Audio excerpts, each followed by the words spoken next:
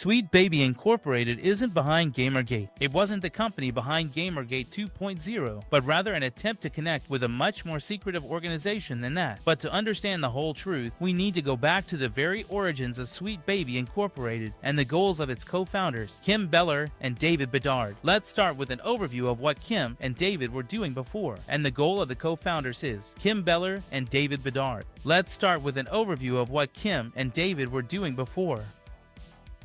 The two reportedly met at Ubisoft while David was working as a product manager and Kim was working on the scripts for various games like For Honor, Assassin's Creed Syndicate, and Far Cry 4.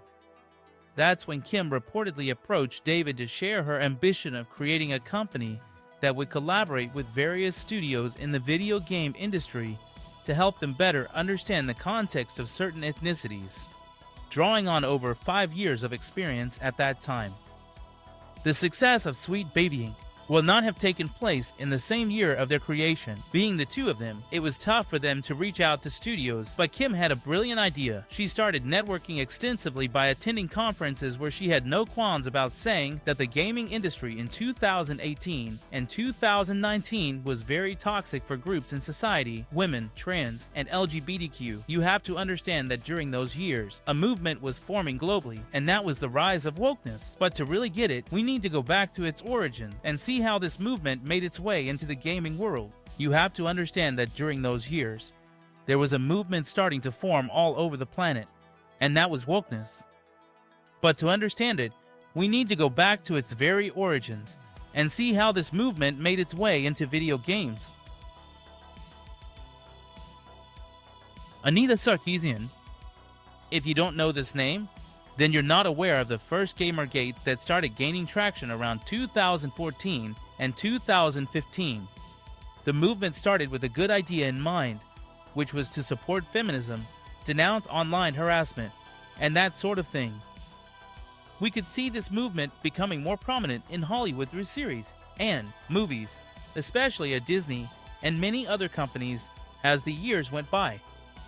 Anita Sarkeesian was the first woman to challenge the video game industry, known for her video, Tropes versus Women in Video Games. On YouTube, she critiques how games often sexualize women. Through her series, she analyzes games where women are depicted as needing rescue. In this series available on YouTube, she talks about how developers in the world of video games are constantly trying to sexualize women at the expense of men, and thus the game will sell better. She analyzes through several series of videos all the things that are bad and strongly denounces games like Mario and Princess Peach, to give just one example, saying that the woman is always represented as defenseless and must always be saved. This series of videos shook the video game industry to the point of making several studios like Naughty Dog doubt their practices and the very design of video games. In fact, Neil Druckmann, the famous creator of the Last of Us franchise, even spoke openly about this during some conferences, discussing the portrayal of women and how much we need to change these kinds of things in the industry. So, thanks to Anita Sarkeesian, she managed to create a movement like wokeness in the world of video games. Wokeness. You've been hearing this term a lot since 2018, and it really peaked in 2020 in the United States with the death of George Floyd. Now, you might be wondering what the connection is between the two. Well, wokeness doesn't just stop at video games. It goes way beyond that, like with Disney and the many films where the company is trying to better represent women. Even several companies have tried their luck promoting their merchandise to a very niche, but very vocal audience on social media. Wokeness is easy to understand. These are social justice warriors, people who want to fight the ills of our society. In theory, it's remarkable, but in practice, it falters. The movement is controversial, frustrating many, including those who disagree with its views. On paper, it's something remarkable, but in practice, well, that's where things start to go a bit off the rails. The movement is controversial, much to the consolation of several well-known figures, or even people who do not necessarily agree with the point of view of this same group. Let's say you don't care what women look like in video games and just want to play a good game. Well, according to them, you're part of the problem because you don't think like they do. You can think of the woke movement as a fanatical religious group where their ideology is superior to everyone else's, and they'll do whatever it takes to have the last word. If you try to argue, well, they'll just block you, shutting down the discussion on various topics. Congratulations! Now you understand where wokeness comes from. The question we need to ask now is how Sweet Baby Inc. created Gamergate 2.0. Especially, how did they manage to get so much attention, and how did they manage to participate in the narrative of games like Spider-Man 2, Alan Wake 2, and even God of War Ragnarok? How did a studio with only 12 employees manage to connect with such big studios? Well, as I often say, follow the money, and the money will lead you to the right answers. Sweet Baby Inc. didn't become a successful company overnight. Based in Montreal, Canada, the idea for many years was to create better representation of women and women of color in the video game industry. But it took a big push from someone to make all this happen. So Kim and David can thank the companies Weird Ghost, Baby Ghost, Gamma Space, and especially the Canadian government. Many people know Canada for its cold winters, igloos, maple syrup, and caribou. But very few know that the most woke country in the world is Canada. Here, you can become a cat and go to school. You can change your child's gender at the age of 5. And you can call yourself whatever you want without any problem in our society. It's really a free country. Or if you really want to be an animal and do your business in a litter box at school, well, the school will have no choice but to meet your demands according to Canadian laws. And no, I'm not even joking. I don't want to get too deep into the political details and still stay focused on video games, which is the main idea of this video. But that was to give you some context about what's coming next. Prime Minister Justin Trudeau, who loves to dress up and represent different cultures, has opened public funds to improve the visibility of LGBTQ groups, woke groups, and various other groups to expand this ideology in our media, television, and everything related to entertainment like video games. Thanks to a program called the Investment Readiness Program, the Canadian government has unlocked over $100 million to help social enterprises or those with a social mission from various groups, including LGBTQ, to spread this so-called ideology, like missionaries, promoting the wonder that is wokeness. And that's how, ladies and gentlemen, Weird Ghost, Baby Ghost, and Gamma Space were born. You know the Mafia, right? That famous organized crime that gets its hands into different areas of our society. Well, Weird Ghost is kind of the woke mafia in Canada within the video game industry. On the Weird Ghost website, they say it right from the start. We support video game studios with training, investments, and a community. But Weird Ghost is kind of the parent company, like Google is to Alphabet. That is to say, Weird Ghost is the starting point for investments at the woke source, where even during my research, I found out that there wasn't just one government program unlocked by the Canadian government, but another one, this one, was well over $100 million. The Social Finance Fund, HUB, aims to accelerate the growth of the social finance market across Canada, as stated on the website itself. This fund represents over $755 million is being invested by 3 distinct companies: Bohan Social Impact, the CAP Social Finance Fund, and Realize Capital Partners.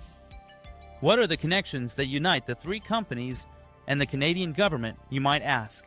Well, the 3 are investment firms that gather several people from around the globe, each with specific goals, and in the case of this video, each has invested a lot into Weird Ghost to help them in turn invest in smaller companies.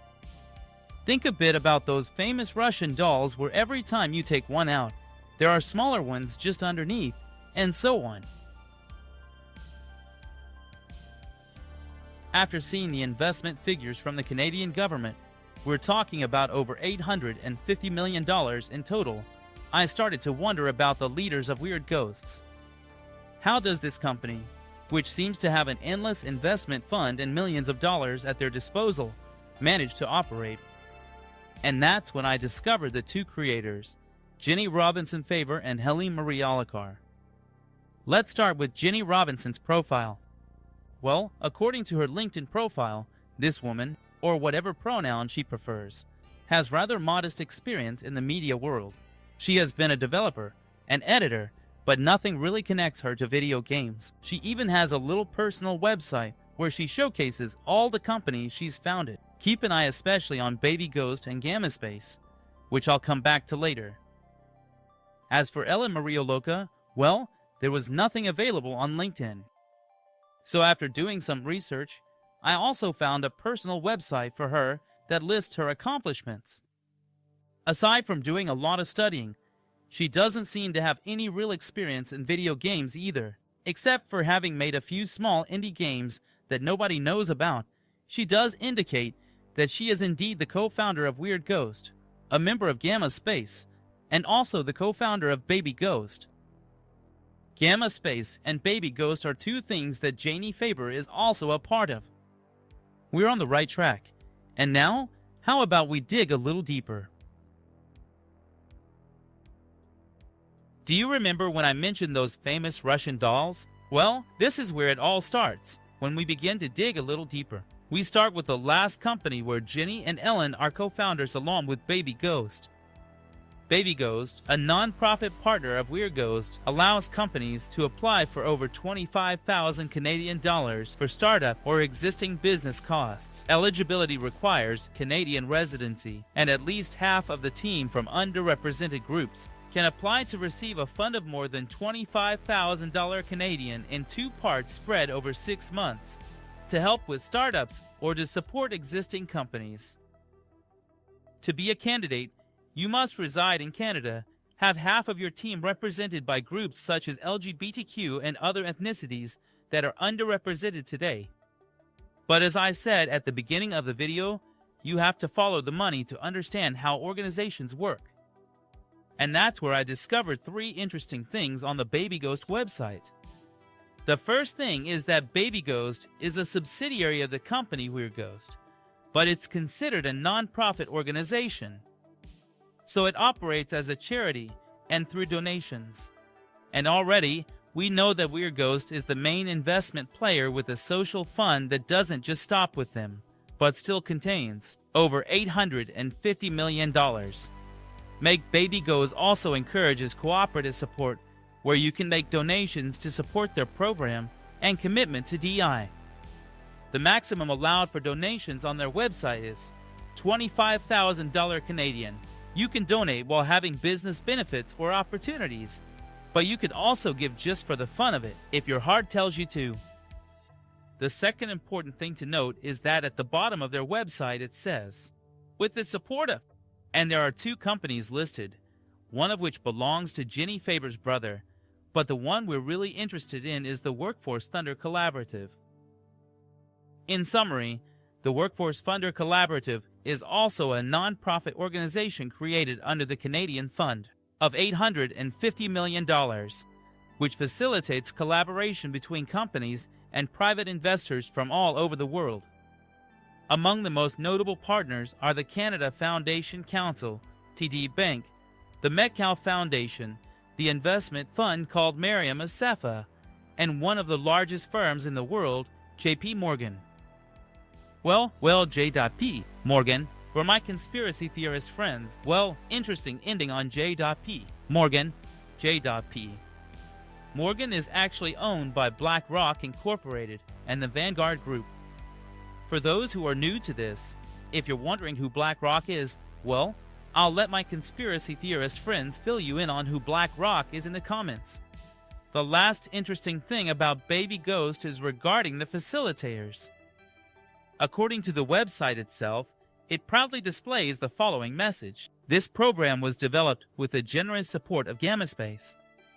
Do you remember Gamma Space? The company that the 2 co-founders, Helene and Jenny, are part of. Let's take a closer look at that. Gamma Space is straightforward. It only contains 2 pages, one being the homepage that presents what this cooperative does and a FAQ section. The website describes Gamma Space as providing funding, mentorship, and a community of developers through the investor fund at Weird Ghosts and the well-known Canadian government fund.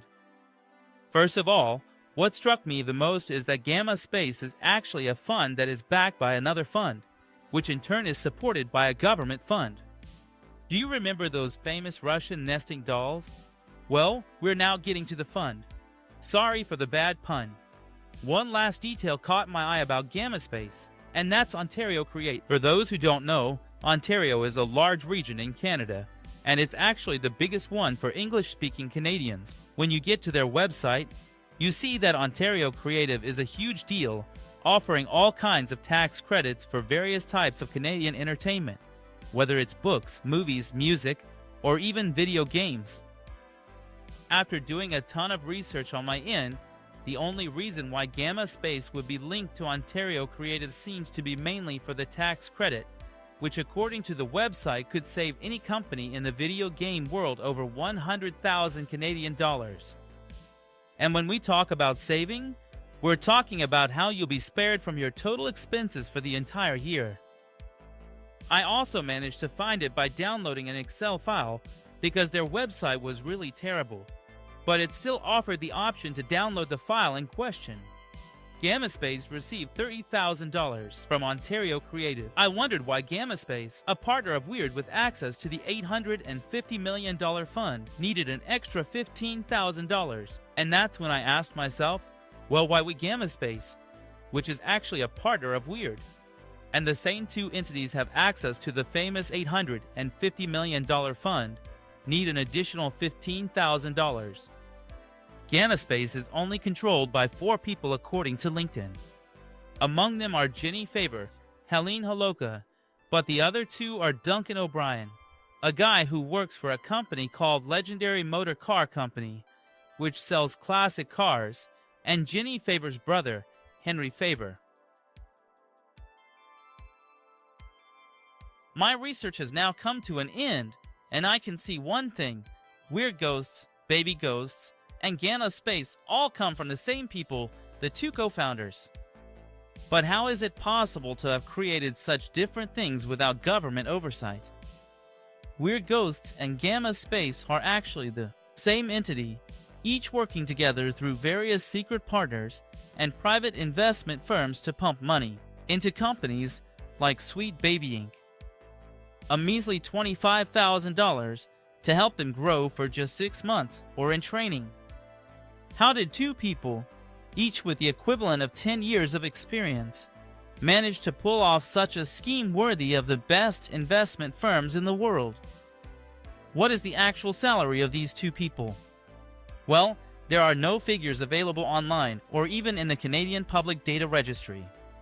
That's the big danger with non-profits, because these so-called organizations set their own salaries among themselves using government grants.